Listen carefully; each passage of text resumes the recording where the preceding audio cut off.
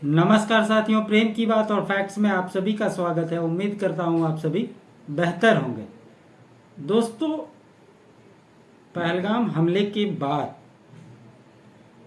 और भारत ने जो ऑपरेशन सिंदूर चलाया, उसके बाद से अभी की अगर आप स्थिति की बात करें तो देश के राजनीति का रूप किस प्रकार से बदल रहा है, आज इसी के बारे में चर्चा करने वाले हैं। ये समझने की कोशिश करेंगे कि आखिर जो अभी हुआ वो इससे पहले इस देश में क्यों नहीं हुआ, जबकि ये पहला मौका नहीं था जब इस देश ने कोई लड़ाई लड़ी। देश के आज़ादी के बाद से लेकर अभी तक की अगर आप बात करें तो हमने 4 लड़ाई लड़ी थी। ये 5वीं लड़ाई थी ऑपरेशन सिंदूर, जो कि इसको कह सकते हैं कि एक सिर्फ टेलर था। और इस 4 दिन के टेलर में भारत ने जो कुछ भी किया, दिखाया और जिस प्रकार से अपनी बातों को पूरे वैश्विक मंच पर मजबूती के साथ अपने डेलीगेशन को भेजकर रखा, इसके मायने अपने आप में जबरदस्त हैं। अब इसकी शुरुआत जब हुई और ब्रीफिंग की बात हुई कि सेना ने क्या कुछ किया, क्योंकि इससे पहले जब उरी हमला हुआ था और पुलवामा अटैक हुआ था और भारत ने सर्जिकल स्ट्राइक किया था, तो आप सभी जानते हैं कि किस प्रकार से अपने देश के विपक्षी दल और खास करके कांग्रेस सरकार से लगातार सबूत मांग रही है। और इन सब बातों को ध्यान में रखकर ही ऑपरेशन सिंदूर को अंजाम दिया गया और उसकी ब्रीफिंग की जिम्मेदारी सेना ने दी। किसको? कर्नल सोफिया कुरैशी और विंग कमांडर व्योमिका सिंह को। इसे आप इस नज़रिए से भी समझ सकते हैं। लोग कहते हैं कि हर पॉलिटिकल पार्टी अपने राजनीतिक लाभ के लिए कोई भी काम करता है। निश्चित रूप से इससे कोई इनकार नहीं किया जा सकता।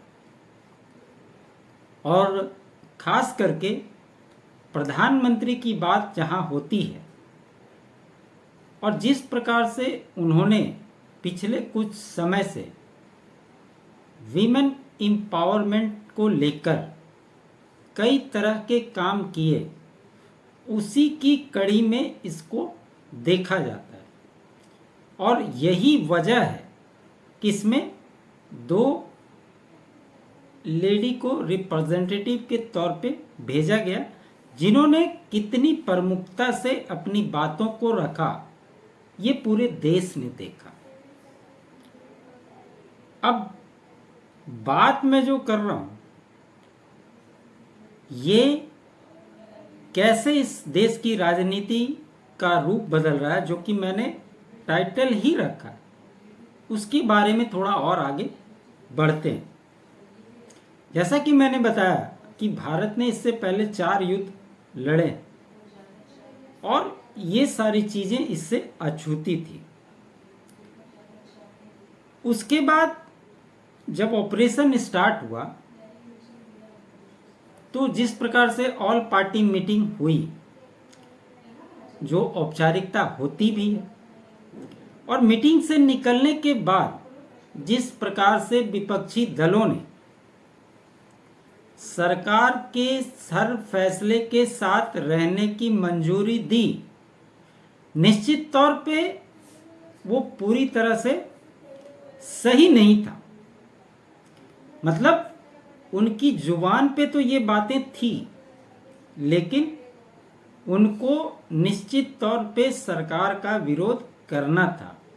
और जब सेना ने अपनी ब्रीफिंग देकर हर चीज़ को क्लेरिफाई कर दिया, उसके बाद भी आज की स्थिति आप देख रहे हैं। आज इस ऑपरेशन को हुए 1 महीने हो गए, लेकिन खास करके कांग्रेस जिस प्रकार से सरकार पर अटैक कर रही है, सेना पे अटैक करती है और सवाल खड़े कर रही है, ये अपने आप में हास्यास्पद है। और कांग्रेस की दोहरी चरित्र की एक पराकाष्ठा इसको कह सकते हैं, वो दिखती है इस बात में। इसके अलावा जो पार्लियामेंट डेलीगेशन गया, 30-32 देशों में इन्होंने अलग अलग 7 ग्रुप बने थे, और उसमें उन सभी विपक्षी दलों के नेताओं को शामिल किया गया जो कभी भी सरकार और नरेंद्र मोदी पर टिप्पणी करने से पीछे नहीं हटते।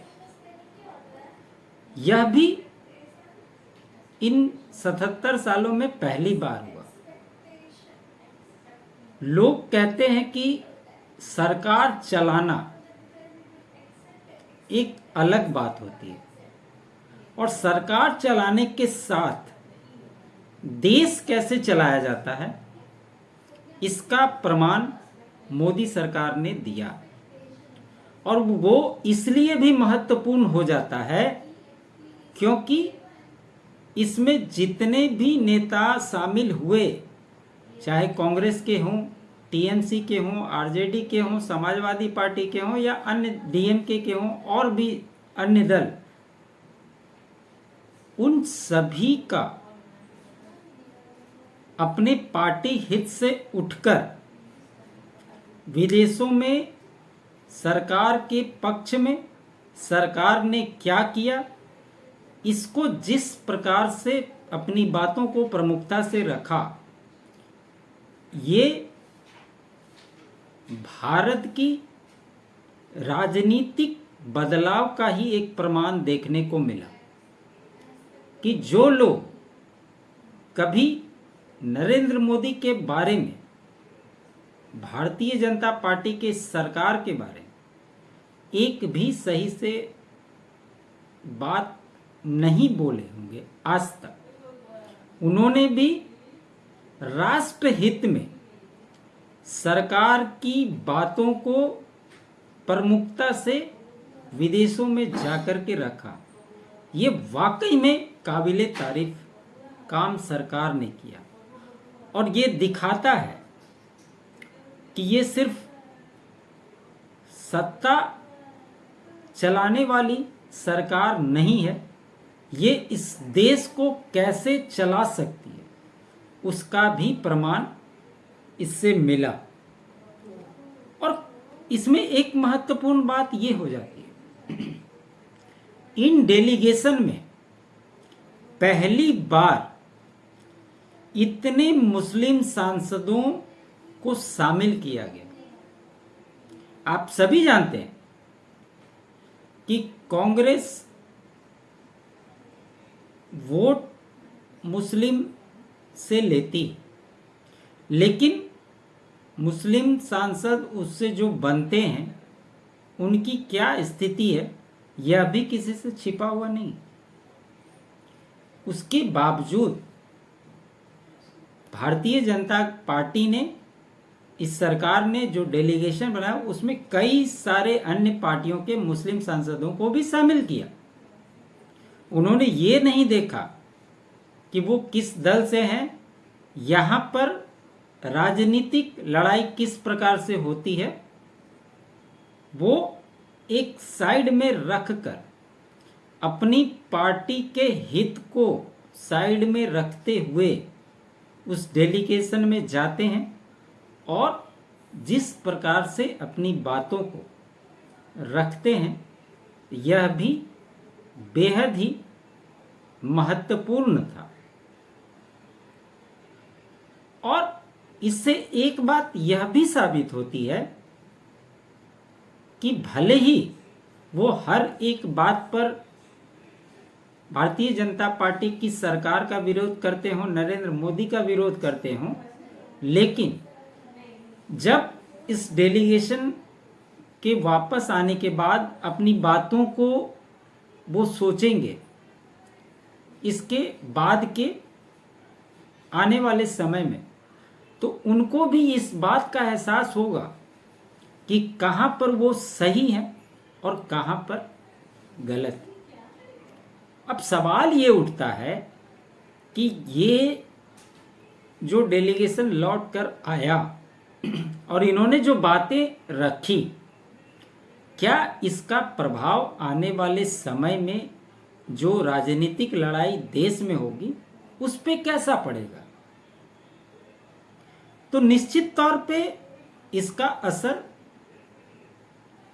कुछ समय के लिए ही है, लेकिन इससे एक बात स्पष्ट होती है कि कल के डेट में कोई भी ऐसा मुद्दा जो सरकार के देश के हित में होगा, उसमें यही लोग सरकार की बातों को प्रमुखता से रख सकते हैं। ये चीज़ इस देश में इन 77 सालों में पहली बार नरेंद्र मोदी की सरकार में देखने को मिला। अब कुछ उदाहरण मैं आपको बताता हूँ। अब जब जीएसटी लॉ हुआ था, उसमें कई सारे भाजपा के ही लोग उस बिल को सपोर्ट नहीं कर रहे थे, लेकिन उसके बावजूद भी दोनों सदनों से इस बिल को पास कराया। आर्टिकल 370 में राज्यसभा में सरकार को बहुमत नहीं था, उसके बावजूद भी वो बिल सदन से पास हुआ, क्योंकि कहीं ना कहीं जो लोग सरकार के समर्थन में सपोर्ट किए, उनके दिमाग में देश हित की बातें कहीं ना कहीं तो जरूर होगी, नहीं तो ये बिल पास नहीं होता। और अब उन दो नेताओं की बात होनी भी जरूरी है, जिन्होंने अपने पार्टी लाइन से हटकर देश को सर्वोपरि रखा। यह अपने आप में इस डेलीगेशन का मिसाल बन गया। उसमें पहले नेता हैं शशि थरूर, जो कांग्रेस से आते हैं, और दूसरे हैं AIMIM के अध्यक्ष असदुद्दीन ओवैसी। आपने कभी असदुद्दीन ओवैसी को नरेंद्र मोदी NDA सरकार के बारे में कभी कुछ अच्छा बोलते हुए आपने सुना? शायद आप खोजेंगे भी तो ये दूर दूर तक आपको नजर नहीं आएंगे। लेकिन जिस प्रकार से असदुद्दीन ओवैसी ने इस डेलीगेशन के माध्यम से अन्य देशों में अपनी बात को रखते हुए भारत के रिप्रेजेंटेटिव के तौर पर मजबूती से अपने देश का पक्ष रखा, वो वाकई में काबिले तारीफ है। और आज भी लोग उसकी चर्चा करते हैं और आने वाले भविष्य में भी इस बात की चर्चा होगी ही होगी। देखिए, सवाल यह नहीं है कि हिंदू है या मुस्लिम है, और निश्चित तौर पर हर किसी को राजनीति करनी है, हर किसी की राजनीतिक पार्टी है, हर किसी की अपनी राजनीतिक सोच है, अलग अलग लोगों के रिप्रेजेंटेशन है। लेकिन यह एक अच्छी बात हुई कि राजनीतिक प्रतिनिधि मंडल में शामिल होकर इन्होंने पार्टी हित से ऊपर उठकर जिस प्रकार से इस देश को सर्वोपरि रखते हुए अपनी बातों को रखा, मैं उसकी बात कर रहा हूँ। वो उसके लिए उनको बहुत लंबे समय तक याद किया जाएगा, इसमें कहीं कोई दो राय नहीं है और इसे मुझे बोलने में कोई गुरेज भी नहीं। वहीं दूसरे जो नेता की बात मैंने की, शशि थरूर की, आपको याद होगा कि इनका जब चयन हुआ था तो कैसे कांग्रेस ने प्रेस कॉन्फ्रेंस करते हुए ट्विटर में मीडिया के माध्यम से बोला कि हमने तो उनका नाम ही नहीं दिया था। और शशि थरूर ने एक बात की थी, आपको शशि थरूर के बारे में ये भी जानकारी होनी चाहिए कि वो 4 बार से सांसद है, विदेश मामलों के जानकार व्यक्ति, और इसीलिए उनको शामिल भी किया गया था। और इस बात से कांग्रेस पार्टी के अंदर ही जिस प्रकार से नाराजगी थी, यह भी आप सभी ने देखा। लेकिन शशि थरूर ने एक बात कही कि ये देश के लिए मेरा एक कंट्रीब्यूशन है और इसे मैं पार्टी से बढ़कर मानता हूं, क्योंकि मैं इस देश का नागरिक हूं और मुझे इस देश का सेवा करने का मौका मिला है, तो उससे मैं पीछे नहीं हटूंगा। यह अपने आप में इन दो नेताओं के लिए बहुत ही अकल्पनीय और देश के लिए जिम्मेवारी भरे कदम हमेशा माने जाएंगे। इसलिए मैं बार बार कहता हूं कि देश में राजनीति का रूप इस प्रकार से बदलेगा, ये कोई सोच भी नहीं सकता था। जबकि इस बार नरेंद्र मोदी की सरकार तीसरी बार सत्ता में आई और भारतीय जनता पार्टी अपने दम पर पूर्ण बहुमत में नहीं है, लेकिन पिछले 2 कार्यकाल की तुलना में इस कार्यकाल जिस प्रकार से नरेंद्र मोदी देश को चला रहे हैं, सरकार को चला रहे हैं, ऐसा लगता ही नहीं कि ये सरकार पूर्ण बहुमत की सरकार नहीं है या एनडीए की सरकार। जिस प्रकार से फैसले लिए गए, जिस प्रकार से कार्य हो रहे हैं, जो अविस्मरणीय, जो लगता था कि ये काम नहीं हो सकता, वो सारे काम इस सरकार के बनने के बाद हो रहे। अब इसके कंक्लूजन पे अगर हम आए तो इसका क्या निष्कर्ष देखने को मिला? राजनीतिक बदलाव के संकेत मिल रहे हैं। यह बदलाव दोनों तरह के, यानी सकारात्मक और नकारात्मक दोनों, देश के राजनीतिक वर्ग का एक धड़ा देश के लिए अपने राजनीतिक विरोधी के साथ खड़ा होने को भी तैयार, और दूसरा वर्ग है जो देश हित के लिए भी राजनीतिक विरोधी की नीति से हटने को तैयार नहीं है। इसमें सबसे ज्यादा मतभेद संकट में कांग्रेस में, क्षेत्रीय दलों में इस मुद्दे पर ज्यादा मतभेद नहीं, पर कांग्रेस की स्थिति अलग दिखाई देती है। कांग्रेस इस मामले में 2 फाड़ नजर आ रही है। हालात यह हो गई है कि उसे भाजपा और मोदी से लड़ने से पहले उसे अपने ही लोगों से लड़ना पड़ेगा। ऑपरेशन सिंदूर के बाद कांग्रेस के कुछ नेताओं के बयान सरकार के समर्थन में और कांग्रेस के रुख से बिल्कुल अलग हैं। कांग्रेस के लिए अपना घर ठीक करने की चुनौती है। यह राहुल गांधी के नेतृत्व के लिए भी चुनौतीपूर्ण समय। इसलिए मैं अपने टाइटल में इस बात को बार बार दोहराया कि देश में राजनीति का रूप इस प्रकार से बदलेगा, यह इस सरकार की क्षमता, सरकार चलाने की और देश चलाने की मजबूती को प्रदान करता है। तो खबर यही थी दोस्तों। उम्मीद करता हूँ आपको मेरा ये विश्लेषण अच्छा लगा हो। अच्छा लगे तो लाइक ज़रूर कीजिएगा, अधिक से अधिक शेयर कीजिएगा, और चैनल पे नए हैं तो चैनल को सब्सक्राइब ज़रूर कीजिएगा। आप चैनल के लिए अपना कंट्रीब्यूशन भी दे सकते हैं। QR कोड स्क्रीन पे है, बाकी डिटेल आपको डिस्क्रिप्शन में मिल जाएंगे। जय हिंद, जय भारत।